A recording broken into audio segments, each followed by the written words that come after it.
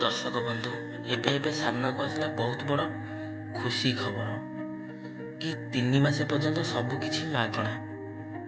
कौन दर्शक आप कौन गेस कर एयरटेल, वोडाफोन कि जियो कि बीएसएनएल कौन आप गेस कर आशा कर जोड़ा गेस कर भी से गोटा गेस कर।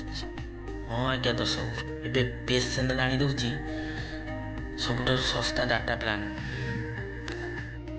जो आप 100 रु कम मूल्य 90 दिन पर्यंत लाभ पाइपर। यह व्यतीत 3 मासर वैधता फ्री पाइबे। हाँ दर्शक बंधु ये हूँ बीएसएनएल 91 टंका रिचार्ज प्लान। हेलो फ्रेंड्स, नमस्कार, जय जगन्नाथ।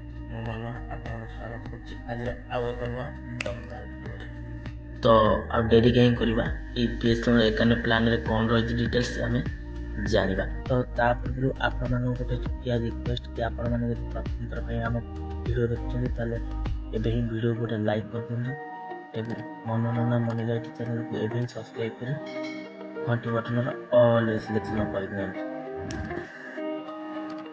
बीएसएनएल ग्राहक मानक एक बड़ ऑफर देछि। एही योजना रे 3 मासर डाटा प्लान सहित बड़ वैधता दिया जाए जहाँ द्वारा उपभोक्ता माने कौन बाधा बिना भल डाटा एक्सप्रेस पाइपर।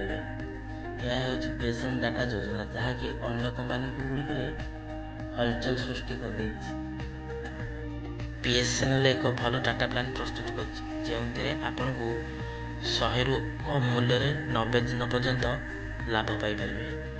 यह व्यतीत 3 मासर वैधता ऑफर अंतर्भुक्त करा तथापि वर्तमान डाटा योजना एवं गति जो जियो, एयरटेल एवं वोडाफोन आइडिया बाजार में प्राधान्य विस्तार कर सारी। तो यू आखि आगे रखी बीएसएनएल ग्राहक मान बहुत किसी ऑफर आनी किंतु साधारण लोक जो मान अत्यंत महंगा हो जहाँ से बीएसएनएल को रिचार्ज करेंगे। बीएसएनएल यही डाटा पैक टी समस्त टेलीकॉम कंपनी को आश्चर्य कर कारण कौन टेलीकॉम कंपनी एपरी सस्ता योजना ही ना। बीएसएनएल यही योजना आपको 91 टंका रिचार्ज करने पड़े तार तो 3 मास वैलिडिटी। बीएसएनएल यही 91 टंका रिचार्ज प्लान योजना रे आपन को कॉल प्रति मिनिट रे 15 पैसा चार्ज करा जिवो। यह व्यतीत इंटरनेट पर 1 पैसा प्रति डाटा पाई चार्ज करा जिवो। अर्थात जदि आप 1 जीबी डाटा व्यवहार करते तेबे आपन को 10 टंका खर्च करने को पड़ो।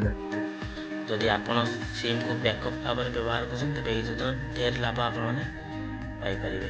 तो दर्शक बंधु ये बीएसएनएल सस्ता रिचार्ज प्लान जदि आप सांग मैंने कहीं न जानी तो आपण मैंने दयाक भिडियो को आप सांग मान सहित सेयार करूँ। भिडियो भल लगे लाइक करूँ, चैनल को सब्सक्राइब करूँ। तो पुणी देखा नेक्स्ट एक वीडियो से पर्यंत विदाय दिंतु। रोजी टेक केयर, बाय बाय, जय जगन्नाथ।